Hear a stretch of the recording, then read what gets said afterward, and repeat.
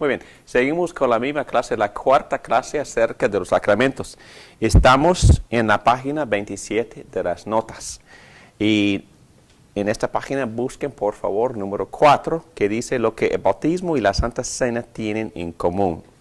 Bueno, tienen tres cosas, por lo menos tres cosas en común. Tienen el mismo origen, obviamente, ¿no? Porque Cristo mismo estableció los dos sacramentos. El origen es Cristo. Él los instituyó. Y también en página 27, el significado. ¿Qué es lo que significa el bautismo? Bueno, purificación, perdón de los pecados, unión con Cristo, muchas cosas más, justificación, todos, membresía, identificación. Bueno, todos los beneficios de la salvación de Jesucristo son señalados y sellados por el bautismo, pero lo mismo, exactamente lo mismo por la Santa Cena. Pero también el ministro. ¿Quién es el ministro de los sacramentos? Es Dios, es Jesucristo. Colosenses 2:11. Además, en él fueron circuncidados, no por mano humana, sino por la circuncisión que consiste en despojarse del cuerpo pecaminoso. Esta circuncisión la efectuó Cristo. Ok, los dos son la circuncisión de Cristo, es decir, la salvación purificadora de Cristo. El apóstol Pablo hace claro que no está hablando de rito físico en sí, sino de la circuncisión hecha por Cristo. Obviamente hay un ministro humano, hay un ministro delegado por Cristo, pero el ministro verdadero, el que efectúa la circuncisión o la limpieza, la salvación, es Cristo mismo. Y Pablo lo dice en Colosenses 2:11. ¿Quisieras ayudarme, por favor, por leer este párrafo encima de página 29? Cristo es el administrador último de los sacramentos, tal como es el ministro último de la palabra. Cuando ha sucedido, habiendo sido sepultados con Él por medio del bautismo y lo demás, allí coinciden el significado espiritual de la circuncisión espiritual y el bautismo cristiano. El significado es el perdón de pecados, así que el ministro de las ordenanzas es nada menos que Cristo mismo, el ministro último. Ok, muy bien. Y ahora vamos a tocar las perspectivas históricas, por lo menos tres. Ok, muy bien, voy a pedir a Susana que leyera esta lista, por favor. Catecismo de la Iglesia Católica Romana. Bautismo, confirmación, Eucaristía, penitencia, extrema unción, ordenación de los santos y matrimonio. Perfecto. ¿Ustedes entienden por qué usamos esta palabra institucionalización de la gracia en cuanto a su perspectiva de los sacramentos? Es porque Roma distribuye la gracia. Es la posición, es que la iglesia en sí distribuye, imparte la gracia.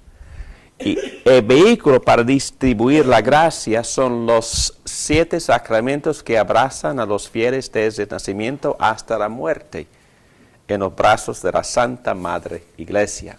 Roma dice que los sacramentos son necesarios para la salvación, por lo menos bautismo, Eucaristía y extrema unción, quizás penitencia también. Pero dicen que son esenciales, necesarios, son más que importantes, son esenciales, son los medios que salvan. Pero parte de la enseñanza de Roma es que la gracia es conferida ex opere operato, o es decir, por la obra, obrado por el cumplimiento de la obra. Y nosotros negaríamos que la gracia es conferida por el rito mismo. ellos están diciendo que la obra misma de dar el sacramento confiere la gracia. ¿Ok? Y es una diferencia, es una distinción. Vamos a ver al ratito en qué sentido es diferente a la posición evangélica o reformada. También hay otra posición histórica de los luteranos que dice que los sacramentos son eficaces. Por lo tanto, hay mucho énfasis en el objetivo. Y ellos también creen en lo que se llama la regeneración por bautismo. Y es lo que quiere decir énfasis en el objetivo. La salvación en sí viene por el bautismo, según esta posición y también por la posición católica romana. Las dos iglesias usan esta frase, regeneración por bautismo. Y según los luteranos, los dos sacramentos son eficaces, por lo tanto hay un énfasis fuerte en el objetivo, son efectivos y sin embargo la fe es necesaria para la aceptación correcta. No es difícil darse cuenta de que esas dos cosas están en tensión y de hecho esta noción de tensión, de contradicciones aparentes es muy común en la teología luterana. Su origen es Martín Lutero, quien se regocijaba en estos misterios. Así que los sacramentos se consideran eficaces y al mismo tiempo la fe es necesaria para la aceptación correcta. Entonces dijeron las dos cosas. Objetivamente hablando, imparten la gracia, pero también la fe es necesaria para la aceptación correcta. Y Zwingli estamos tomando posiciones una vez más liviana. Zwingli entendió la Santa Cena o el bautismo como acciones meramente humanas, cosas que nosotros hacemos. No es que Dios esté obrando de alguna manera, son acciones humanas de testimonio. El bautismo es nuestro testimonio. ¿Ven la diferencia? Es nuestro testimonio que Dios nos salvó. Y también es la posición de la mayoría de los bautismos, de los bautistas hoy en día, que el bautismo representa el testimonio del creyente. ¿Ok? Y por eso insisten en que el creyente esté consciente, que insisten en que el creyente cree o crea, insiste en que la persona pueda exponer el significado de su salvación antes de ser bautizada, porque es testimonio de la fe de la persona en contraste al testimonio de la fe o de la fidelidad o de la constancia de Dios mismo. Es la gran diferencia. Y otra vez, no es decir, no tenga nada que ver con nuestra fe ni con nuestro compromiso. Vamos a ver que sí, pero estamos hablando de énfasis. La Santa Cena es nuestro recordatorio de la muerte de Cristo. Entonces, en verdad, para Zwingli nada pasa en la Santa Cena, excepto es una conmemoración nada más de lo que Cristo hizo. Y nada más. ¿Ok? Entonces, vamos a seguir adelante. La perspectiva reformada. ¿Ok? Y ahora vamos a leer mucho de la confesión. ¿Ok? Porque la confesión expresa la posición de la reforma. Ayúdame, por favor. ¿Quién quiere leer ahora? Elizabeth, por favor. La confesión de fe Westminster. Encima de página 31. Uh-huh. La confesión de fe de Westminster, capítulo 27, párrafo 1. Los sacramentos son señales y sellos santos del pacto de gracia, instituidos directamente por Dios para representar a Cristo y a sus beneficios, y para confirmar nuestra participación en Él, y también para establecer una distinción visible entre aquellos que pertenecen a la Iglesia y el resto del mundo, y para obligarlos solamente al servicio de Dios en Cristo, conforme a su palabra. Ok, y otra vez, brevemente, porque ya hemos tocado casi todos esos puntos, pero estamos hablando ya de la perspectiva de la reforma. El concepto de la garantía, ya hemos hablado de esto. en primer lugar, tiene que ver con Dios y sus promesas. Okay, el concepto reformado. Son instituidos directamente por Dios. Un sacramento es un sacramento porque en el nuevo pacto Cristo instituyó dos. Y por supuesto, esta posición rechaza los 5 extras de Roma. Hemos tocado el tema de que son palabras visibles los sacramentos que representan a Cristo y sus beneficios. Son las promesas de Dios a nosotros que confirman nuestro interés en Él.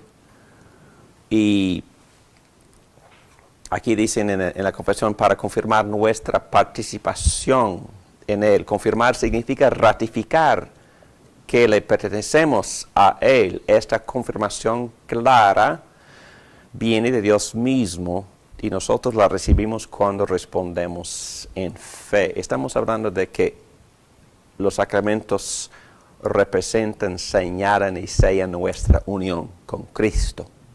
También las señales marcan una diferencia, como Susana ya dijo, una diferencia visible entre los que pertenecen a la iglesia y el resto del mundo. Y la confesión también dice esto, entre los que profesan fe en Cristo y los que no lo hacen. Pero también esas señales para la iglesia. También participar en el sacramento significa involucrarnos solemnemente en el servicio. Aquí número 4 dice, para obligarlos solamente al servicio de Dios en Cristo, conforme a su palabra. En otras palabras, la Santa Cena sí señala y implica nuestro compromiso, nuestra parte, nuestra respuesta de fe y de arrepentimiento también es parte de lo que se señala. En cada sacramento hay una relación espiritual o unión sacramental entre la señal y la cosa que significa para que los nombres y efectos de uno se atribuyan al otro. Y por eso las mismas escrituras pueden decir, bautícese para perdonar o para perdón de sus pecados. O como Pedro dice que el bautismo los salva. ¿Quieres leer ese párrafo, por favor? Aquí estoy en página 32. No es que el rito en sí realmente logra esto, sino que hay tal unión entre la señal y la cosa que significa que uno puede simbolizar al otro. Esto no es para empequeñecer la ordenanza, sino para establecerla bajo Dios y su palabra y poder decir que ese sentido realmente son medios de gracia. Ok, muy bien. Ya tocamos ese tema hace 2 clases, de que hay una unión o conexión tan cercana entre la señal y lo que es señalado, que a veces uno se sustituye por el otro. En este caso, Pedro está diciendo que el bautismo salva, cuando en verdad está hablando de la obra de Cristo que el bautismo representa, que salva. ¿Pregunta? Sí, es que me estaba confundida con la palabra cosa. No entiendo. No es que el rito está hablando de los sacramentos, ¿verdad? Sí. No es que el bautismo en este caso realmente logra la salvación. Sino que hay tal unión entre la señal y la cosa. ¿Qué cosa? Entre la señal, el bautismo y la cosa que significa que uno puede simbolizar al otro. Es decir, hay una relación tan cercana entre la señal y lo que la señal señala. Entonces, que un término se sustituye por el otro. Y por eso Pedro puede decir, el bautismo los salva, cuando en verdad se refiere a la obra de Cristo que es representada por el bautismo que salva. Y él mismo se corrige a sí mismo en este pasaje, ¿verdad? En 1 Pedro, versículo 19 de 1 Pedro, capítulo 3, por medio del Espíritu fue y predicó a los espíritus encarcelados, que en los tiempos antiguos, en los días de Noé, desobedecieron cuando Dios esperaba con paciencia mientras se construía el arca. En ella solo pocas personas, 8 en total, se salvaron mediante el agua. ¿Se salvaron mediante el agua? La cual simboliza el bautismo que ahora los salva. Oh, ¿el bautismo salva? También a ustedes. El bautismo no consiste, entonces Pedro también aclara sus propias palabras. El bautismo no consiste en la limpieza del cuerpo por agua, sino en el compromiso de tener una buena conciencia delante de Dios. Esta salvación es posible por la resurrección de Cristo. Okay. Él explica lo que él quiere decir, pero él dice que el bautismo salva, y luego explica que no está hablando del agua, sino de la obra de Cristo. Okay. Pero los apóstoles, en verdad, no se comunican con mucho cuidado. Entonces dicen bautismo cuando quieren decir la obra salvadora de Cristo, y entonces mezclan el término con lo que significa el término. Entonces está usando la palabra bautismo para referirse a toda la experiencia y contenido de la salvación, la obra de Cristo. Muy bien. Ok, un puntito más. Eficacia, página 32. Ok, la gracia se manifiesta en los sacramentos y por ellos, mediante su uso correcto, no se confiere por algún poder que hay en ellos. Ok, la confesión de fe obviamente está respondiéndole a cuál error. Dice, mediante su uso correcto no se confiere por algún poder que hay en ellos. ¿Hay en qué? En los sacramentos. La confesión de fe está diciendo que no hay ¿qué? Poder de salvación. No hay poder de salvación en los sacramentos. ¿Ok? Pero con cuidado. Se asume que la gracia es conferida por medio del sacramento. Nosotros también creemos esto. Creemos que los sacramentos son medios de la gracia. La confesión está haciendo una aclaración necesaria. No se confiere por algún poder inherente que hay en ellos. ¿Ok? Esta declaración está rechazando explícitamente la noción católica romana de que las ordenanzas sean los medios de comunicar la gracia por la mera realización del acto por manos de un sacerdote. ¿Ok? Entonces, es como en el caso de la superstición, ¿no? Que mi niño está a punto de morirse, entonces voy a bautizarlo para que se salve. No, superstición, porque no hay nada poderoso, inherente en el acto. ¿Ok? Rechaza el sacerdotalismo, la enseñanza que la gracia es otorgada solamente por manos de los obispos y sacerdotes, quienes llegan a ser los ministros de la gracia.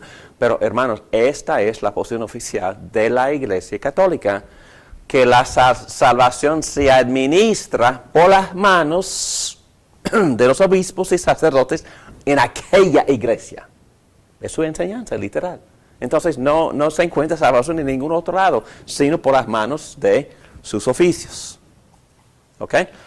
Entonces la confesión de fe está rechazando esa enseñanza, esa noción. La eficacia del sacramento no depende de la piedad. Muy importante este punto, sumamente importante este punto. La eficacia del sacramento no depende de la piedad o de la santidad o de la consagración del ministro o la intención de la persona que lo administre. Grandes problemas. Okay.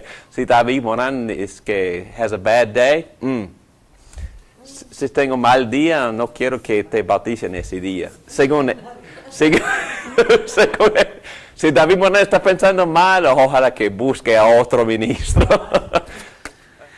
Es posible que un sacerdote o pastor, y perdóname porque estas cosas sí existen, no creyente, bautice y ese bautismo sea eficaz. Sí, Las personas que predicaban a Cristo por ganancia o por envidia, las personas estaban siendo salvas. Es posible que una persona no creyente predique el Evangelio y otra persona escucha y se salva. Claro que sí. Yo tengo un primo que fue guiado a Cristo por su mamá que negó la fe. Su mamá lo guió a su hijo a la fe y ella la negó y vivió en pecado por el resto de su vida y se murió así. Pero Dios la usó para salvar a este primo mío. Y entonces es posible que el pastor tenga mal día y después de estar enfermo, o quizás está desanimado, o quizás está pensando mal y no tiene limpia su conciencia y predica un sermón y se siente mal y tiene que pedirle perdón a Dios por predicar tan malo. Y a la vez muchas personas se salven por el sermón. Sí, es posible. Gracias a Dios, es posible. Porque es la palabra de Dios. No, es la palabra, no el instrumento. Entonces, es una persona que una iglesia casi totalmente destruida en cuanto a su doctrina sana, siga con algunos aspectos del Evangelio, bautizando en el nombre del Padre, Hijo y Espíritu Santo, y Dios bendiga esas experiencias. Claro que sí es posible. Porque gracias a Dios no depende de la santidad de la persona, o ni de la iglesia, porque todos estamos llenos de pecado. ¿Okay? No es excusa, pero estoy hablando que Dios obra mucho más allá de la madurez de la persona o de la iglesia. Sí. Creo que es por esa la razón grande de que muchos salgan de la iglesia, porque lo ponen tan arriba, tan en un pedestal, Ajá. que cuando el sacerdote se le encuentra que ha hecho algo que no debe, Ajá. pues las personas se desaniman y Sí. se van, ¿no? Si el pastor peca o el sacerdote peca, no es el fin del mundo, ni de la fe. Pero tienes razón, pero muchas personas ponen tanta confianza en la persona humana que ellos mismos rechazan la fe cuando peca esa persona. Okay. Incluso la gente de afuera ve a nosotros si hacemos una cosita pequeña, mala, Ajá. y dice, ¿sabes? ¿Y vos sos cristiana? Sí, sí. Que hay tanto pecado en la iglesia y fuera que son hipócritas los que condenan al mundo, y igualmente son hipócritas los que condenan a los que están tratando de buscar la gracia de Dios en la iglesia, porque todos estamos en la misma lucha.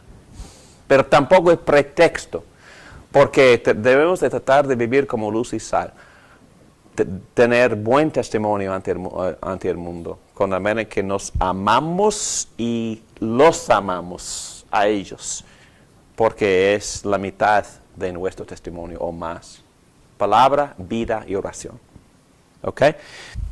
Son 2 sacramentos que Cristo ordenó, nada más. Y no hay ningún pasaje bíblico que enseñe que Cristo instituyó los otros 5 de la iglesia. Y la Confesión de Fe Westminster dice, ninguno de los cuales debe ser administrado sino por un ministro de la palabra legalmente ordenado. ¿Ves eso? Encima de página 34. ¿Sí? Otra vez, solo hay 2 sacramentos instituidos por Cristo nuestro Señor en el Evangelio, y son el bautismo y la Santa Cena, o la Cena del Señor, ninguno de los cuales debe ser administrado sino por un ministro de la palabra legalmente ordenado. Y otros protestan, dicen que ¿qué texto enseña eso? En verdad es difícil encontrar el texto. Lo que usan casi todos los comentarios acerca de la confesión es 1 Corintios 4:1, que dice. Una cosa práctica, ¿verdad? Si yo estoy ahí, yo voy de misionero al Amazonas, ¿verdad? Y predico el evangelio allá a un indio, ¿verdad? Y esa persona cree. Pero yo no soy pastor, yo soy nada más un misionero, y esa persona quiere bautizarse. ¿Qué haría yo en una situación así? Buena pregunta. El texto dice que todos consideren servidores de Cristo encargados de administrar los misterios de Dios.